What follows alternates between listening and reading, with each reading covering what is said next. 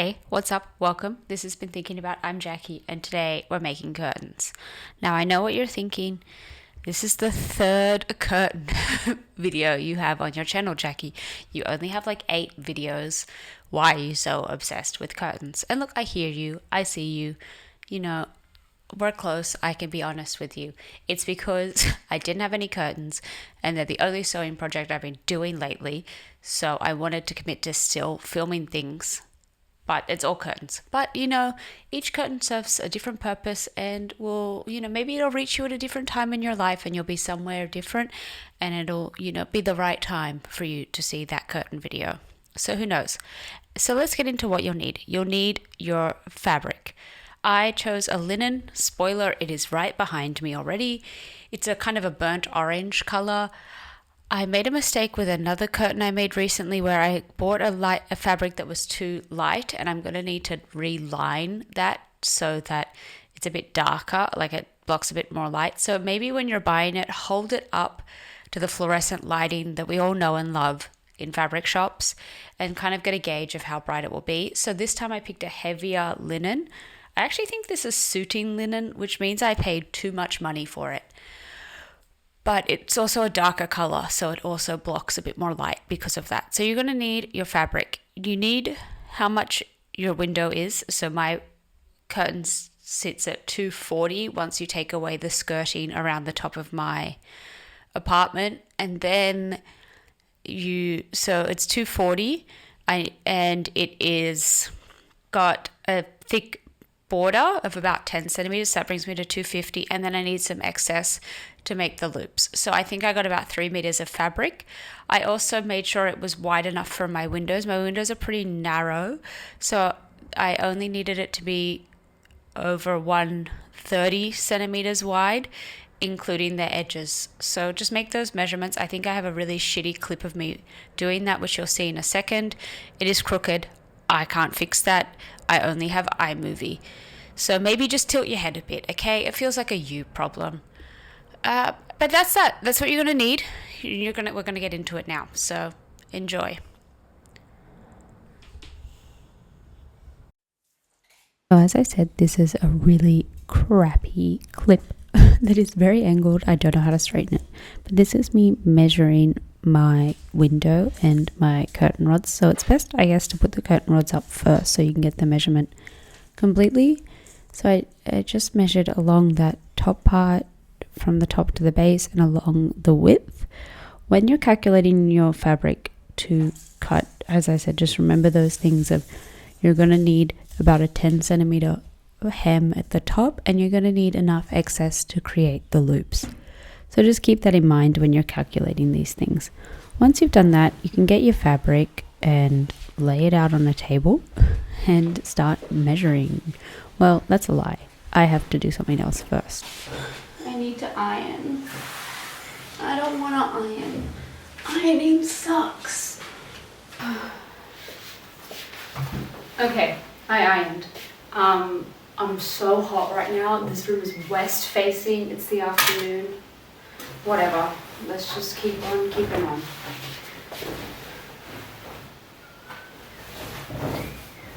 And when I say I ironed, I did a crap job at it.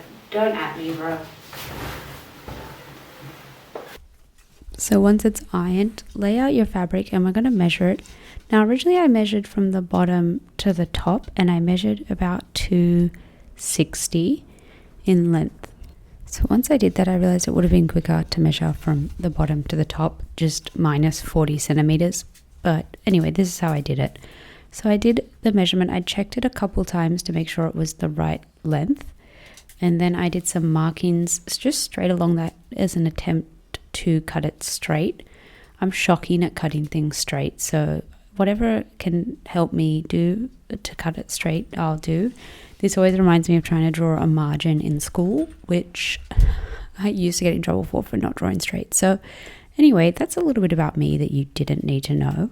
And as I said, you just cut along that line and don't get rid of that fabric, the excess. That's obviously going to be our loops. And you might have a little bit more to do like a fun little side project. I don't know. I always keep things in that attempt and then never do it. We're going to hem the base and the sides now. So just do a double fold to kind of hide the raw edge. I like to do the bottom first and then the sides. I'm not really sure why. I don't think it really matters, but I like to kind of just do it all at once so that it's done. Once you've pinned it all, then we will sew a straight stitch just right along there, all the way. We're not going to worry about the top right now because we're going to do that separately in a little bit of a different way. Once we've sewn the bottom and the sides, we're going to work out our, what are these called? Our straps now. So just decide how wide you want them. Let's say you want them 3 centimeters. You need to double that width plus seam allowance. So you would make it about 7 centimeters wide.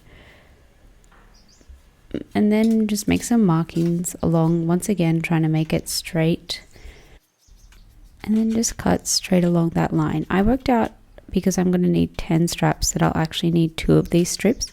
So once I've cut it, I just laid it on top of the fabric again, pinned it down so that it didn't slip anywhere. I guess I could have also just used chalk to follow the edges, but this works fine too. And then I will cut along that line so that I have 2 of these strips.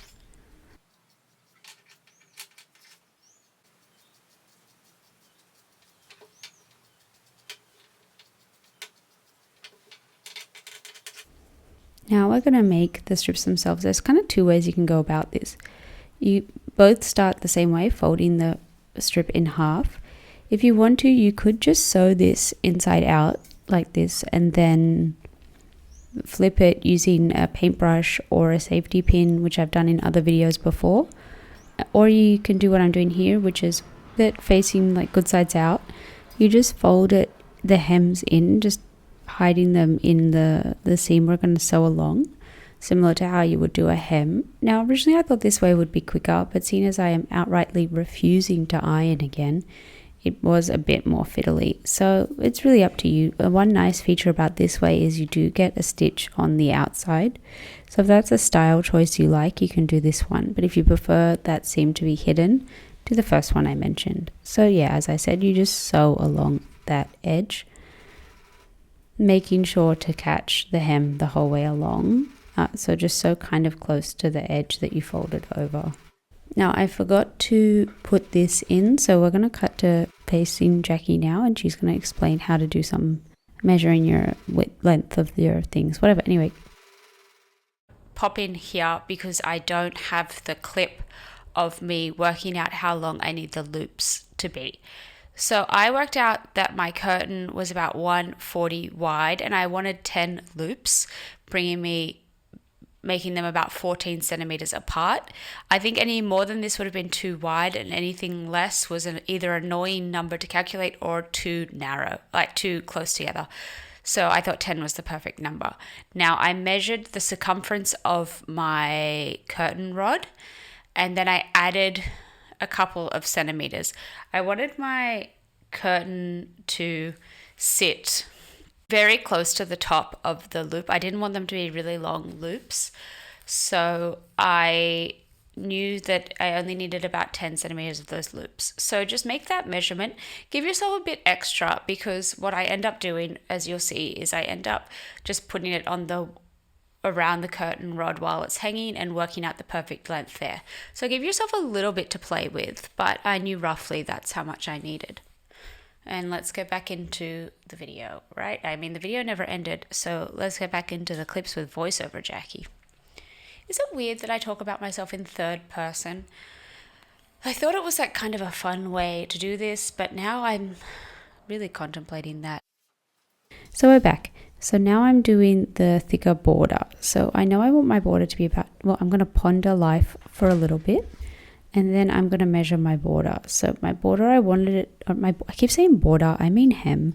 My hem, I wanted it to be about 10 centimeters. So I measured about 10 centimeters along that edge. And then I just cut straight along it.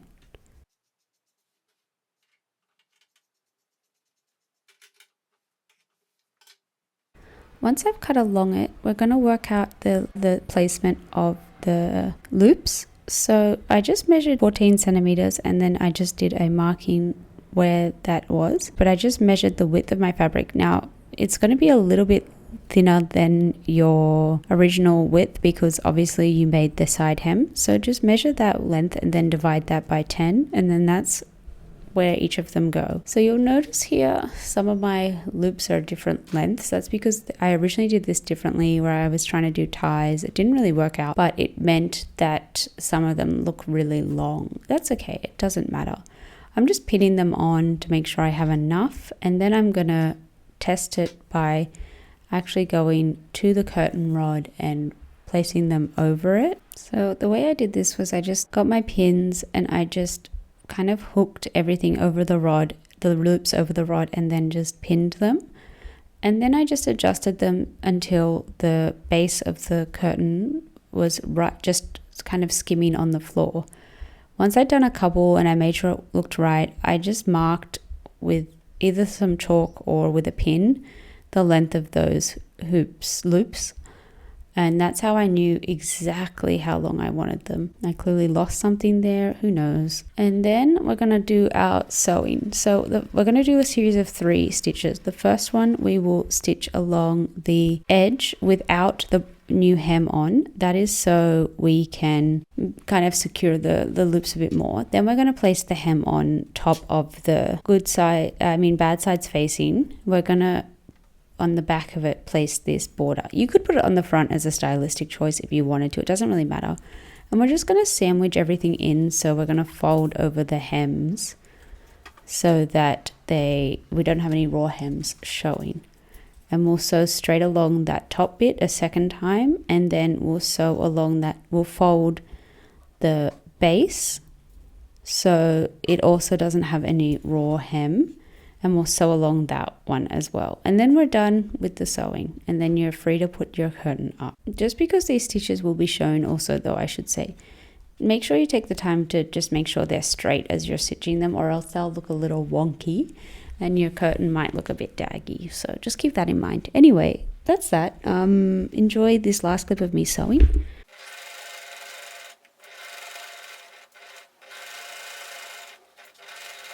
And yep, that's that. We made it to the end. We can sit back, relax, enjoy, and know that we're going to be protected from the sun and have privacy at night now because we've made curtains. You did that.